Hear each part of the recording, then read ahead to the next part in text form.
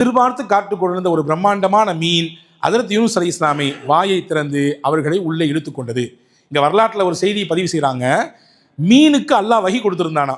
ஒருத்தர் வருவார், அவர் என்னுடைய அடியான், நீ பாட்டு கடிச்சு சாப்பிடக்கூடாது, அவருடைய எலும்பு தோலை கூட டேமேஜ் பண்ணிடக்கூடாது, பத்திரமா அவரை சேஃபா நீ வந்து பார்த்துக்கணும் என்று மீனிடத்திலே அல்லாஹ் சொல்லிவிட்டானாம்.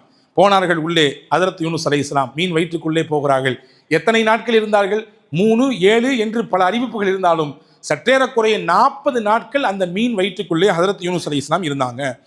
40 நாளும் என்ன செய்தார்கள்? அந்த மீன் என்ன செய்தது? அவர்களை வயிற்றுக்குள்ளே வைத்துக்கொண்டு கடல் முழுக்க சுத்தியது. கடல் முழுக்க சுத்தி சுத்தி காண்பித்தது. ஹஜ்ரத் யூனுஸ் அலைஹிஸ்ஸலாம் அந்த மீன் வயிற்றுக்குள்ளே உலகத்திலேயே இந்த நபியை தவிர வேற யாராலையும் இப்படி ஒரு இடத்துல இருந்து இபாதத் செய்ய முடியல.